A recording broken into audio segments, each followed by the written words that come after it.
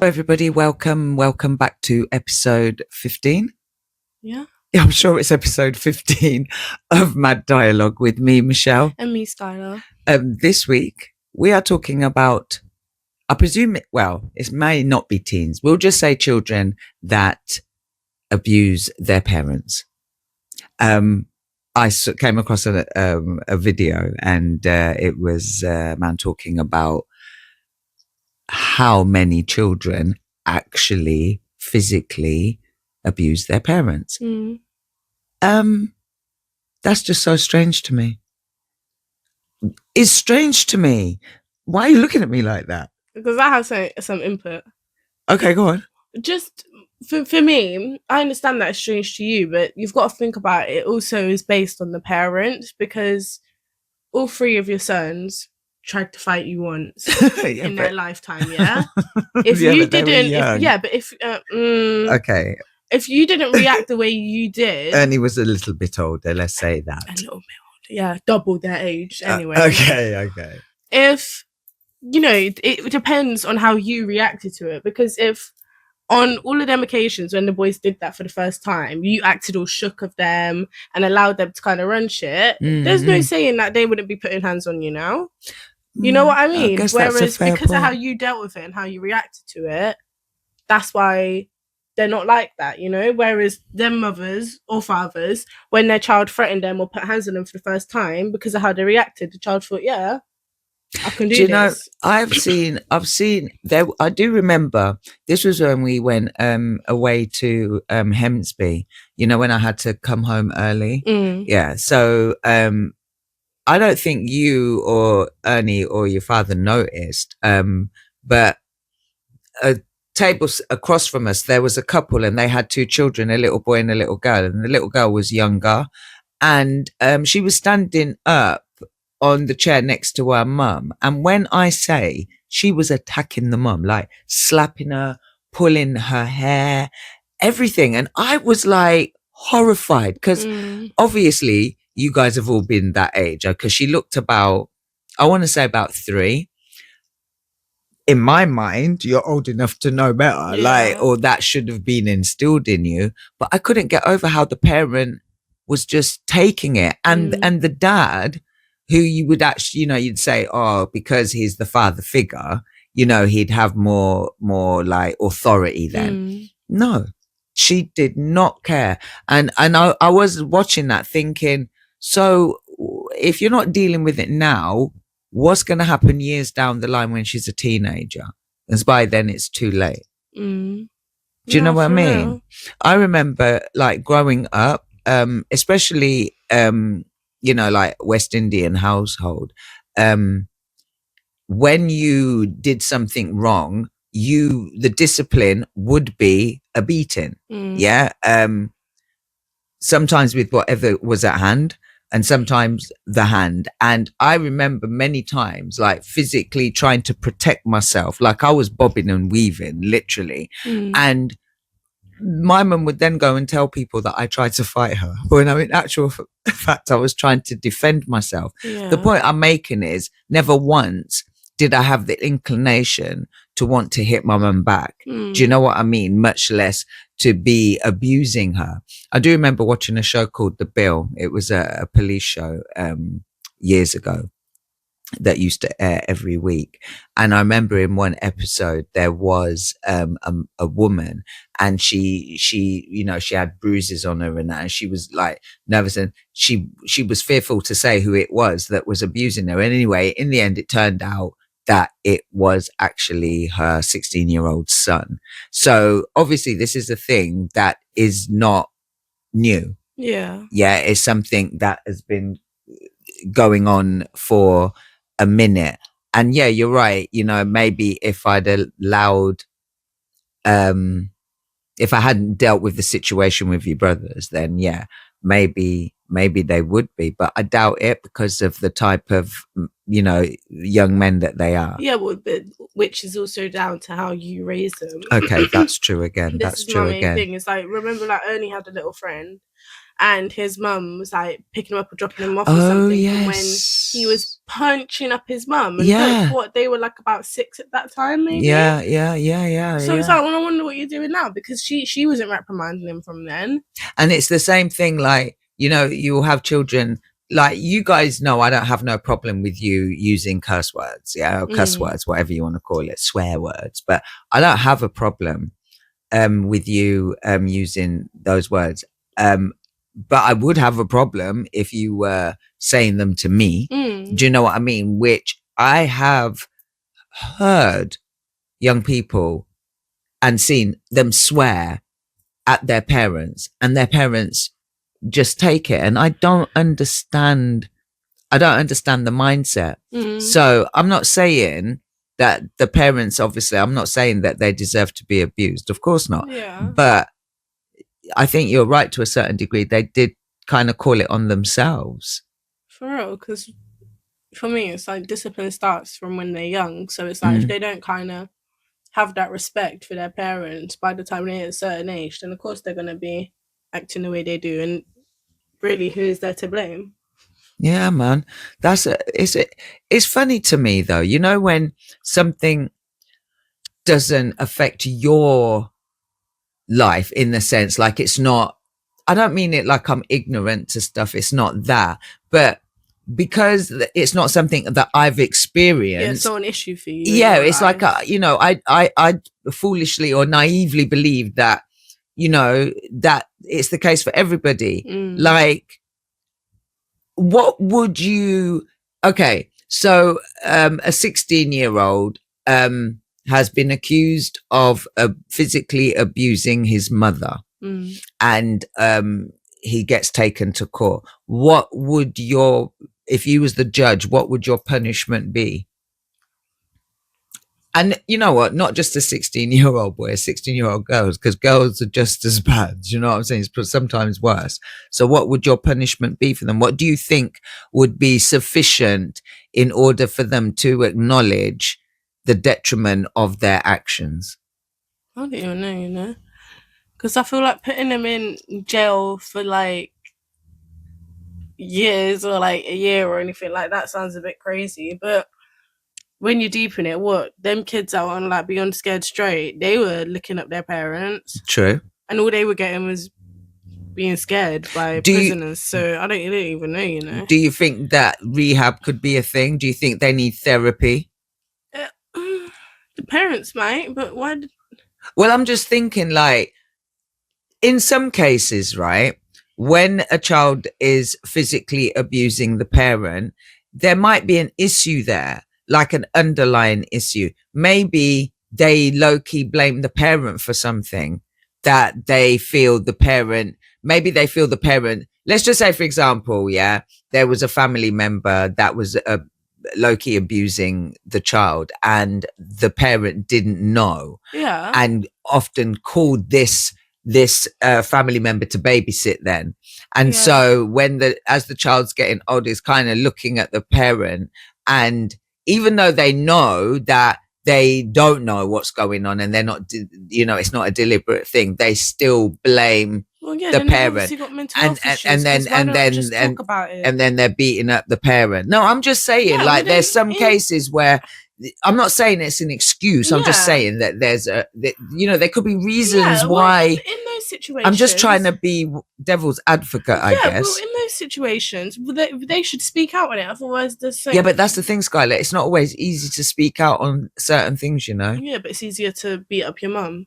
Well, you know, no, it's not. Like, everybody deals with things in different ways. Yeah. Like, for example, I'm once again, like, a lot of things when I speak on things, it's from experience. Like, for example, whether it's me that personally experienced it or I've observed it. Like, for example, I've often found that men that abuse women, there is an underlying issue that they often have with their own mother. Why? No, I'm not saying in all cases. I'm just saying in certain situations that I've observed or have been in personally, what I have taken away from it is that they blame their mother for something. And so then their way of dealing with that is to take it out on like every female that they deal with. And I've actually seen, like I said, I've seen that myself and experienced it. So there's many reasons why a child may abuse their parents. And whilst I'm still not saying it's right, I'm just saying it's not, I don't think it's always just as clear cut as it's just a spoiled child, or, you know what I mean? Yeah. There's got to be more to it than that. Have you ever wanted to hit me? Honestly. I don't think so, no. No.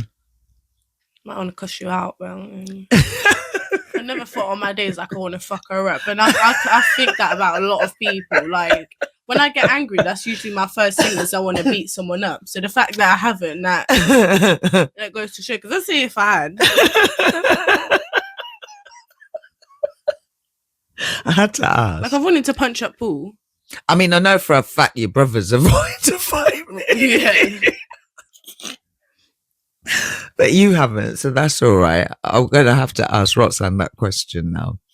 I bet I already know what the answer would be. And as for, like, like you said, you want to cuss me out, like, I think that would be the case. Listen, from they've all wanted to fight me apart, from Roxanne, I can't confirm. I know for a fact that they would want to cuss me out. Do you remember that time I asked Ernie?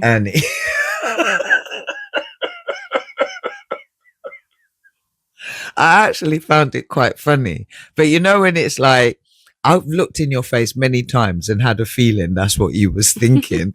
Do you know what I mean? I wish that bitch would sit her ass down and shut the fuck up or stop calling me or something. That was actually funny. And the reason why I could just laugh it off is because I know that there is, I'm still my mum's child, but when I was a child, there would be times where I'd have thoughts in my head. Like I saw a video today and the guy was talking about the 5 stages of beating.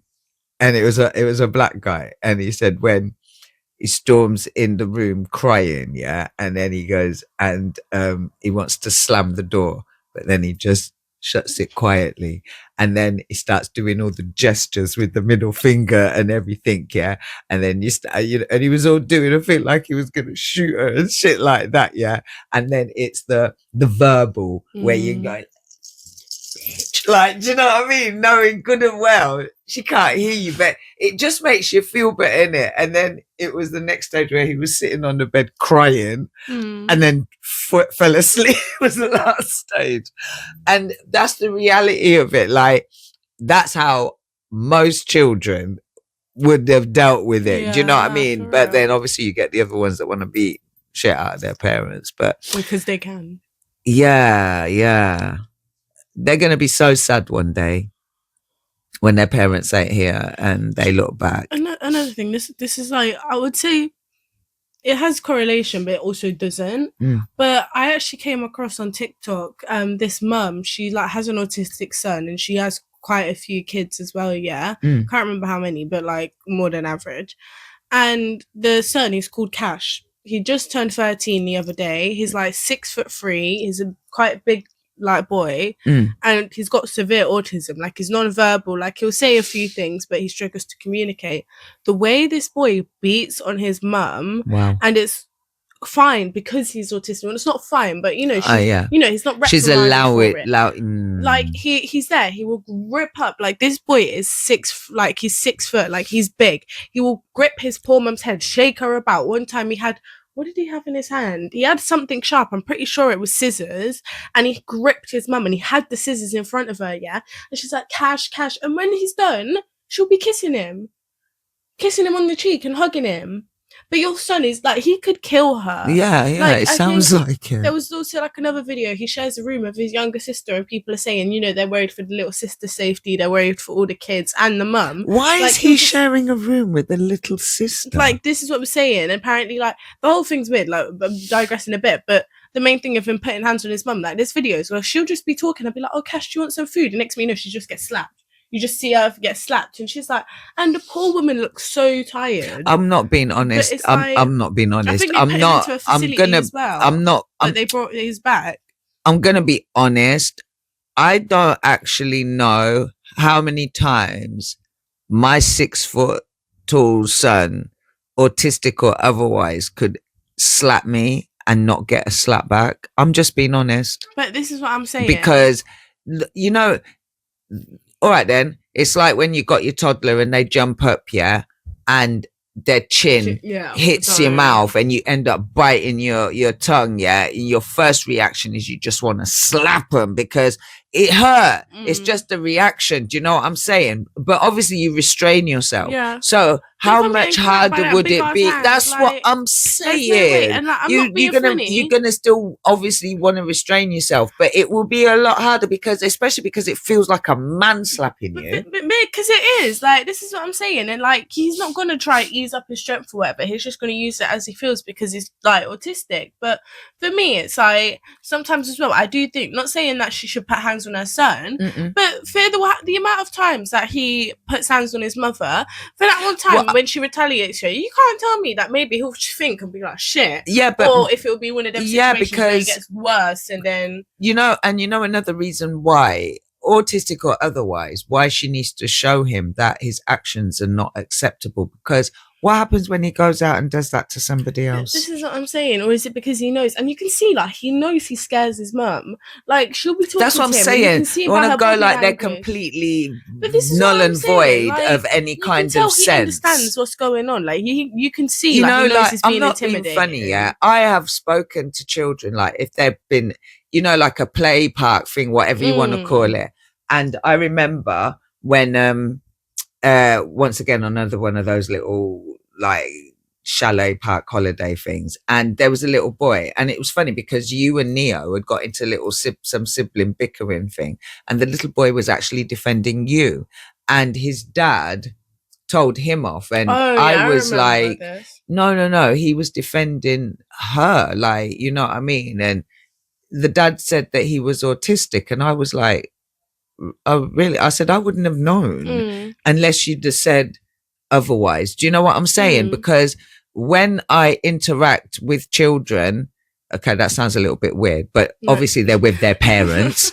When I interact with children, I don't look at the child and be like, oh, I wonder if you're autistic. I wonder if you've got ADHD. I look at the child as a child and I converse with the child accordingly. Do you understand what I'm saying? So then when a parent says that, it's like, so the point I'm making is this: autistic or otherwise, you still have some level of understanding. So therefore, you're autistic, but you're 13. You have understanding.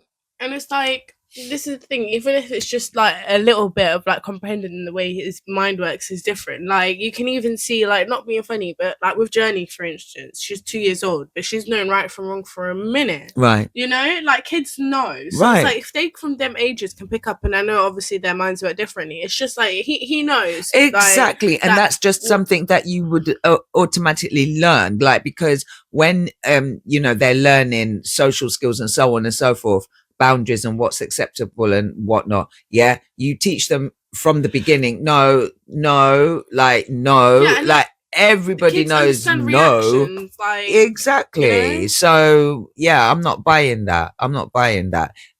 She allows for that behavior because it's no different to say, okay, then it's like this. He doesn't know how to use a knife and fork. What, you're just going to let him use his hands to eat? Or are you going to try and teach him how to use a knife and fork, irrespective of the fact that he may be autistic or one of those labels? You understand? So therefore, if you're going to be teaching him that, like you taught him to use the toilet, right? Okay. So therefore you can teach him that what he's doing there is wrong, and find another way for him to, another outlet for his stress or whatever you want to call it. Do you know what I'm saying?